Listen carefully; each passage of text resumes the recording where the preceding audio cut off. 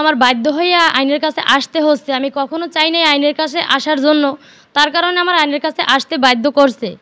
তার বউ আছে, ছেলে মেয়ে আছে, আমার কাছে না স্বীকার গেছে, মিথ্যে সিদ্ধা কথা বললে আমাকে বিয়ে করছে। বিয়ে করার পরে তার বউ আসছে। স্বামীর সর্বোচ্চ বিচারের দাবি নিয়ে গণমাধ্যমের সামনে হাজির হয়েছেন স্ত্রী লাবণী আক্তার। চট্টগ্রাম থেকে বাবু মৃধার ভিডিও তথ্যচিত্রে বিস্তারিত।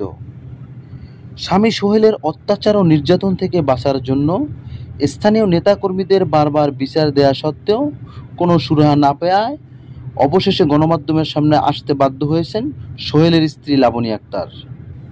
এমন ঘটনাটি ঘটেছে চট্টগ্রামের ইপিজেড এলাকার আকমাল আলী রোডে। স্থানীয় সূত্রে জানা যায়, লাবণী আক্তারের বাড়ি বাগেরহাটে। সোহেল নামের এক হোটেল ব্যবসায়ী তার স্ত্রী সন্তান থাকা সত্ত্বেও তাদের কথা গোপন রেখে লাবণী আক্তারকে বিভিন্ন প্রলোভন দেখিয়ে বিবাহ বন্ধনে আবদ্ধ করতে বাধ্য করেন। ভুক্তভোগী লাবণী আক্তার বলেন, সোহেলের স্ত্রী সন্তান থাকা সত্ত্বেও আমার কাছে গোপন করে তিনি আমাকে বিবাহ করেন। শুধু তাই নয়, বিবাহের পরে তিনি বিভিন্ন মেয়েদের সাথে বিভিন্নভাবে প্রলোভন ও ব্ল্যাকমেল করে তাদের সাথে সম্পর্কে জড়ান। আমি এগুলোতে বাধা দেয় আমার সাথে আমার স্বামী সোহেল ঝামেলার সৃষ্টি করেন।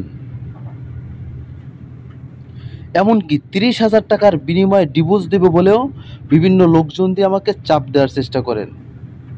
এ ব্যাপারে স্থানীয় মাতব্বরদের কাছে বিচার দেওয়া হলেও তেমন কোনো সুরাহা না পেয়ে আমি অবশেষে গণমাধ্যমের সামনে আসতে বাধ্য হয়েছি। লাবণী আক্তার সাংবাদিকদেরকে জানান যে তার স্বামী সোহেলের বিরুদ্ধে আদালতে মামলা হয়েছে। তিনি দেশ ও রাষ্ট্রের কাছে তার স্বামীর সর্বোচ্চ শাস্তির দাবি জানাচ্ছেন।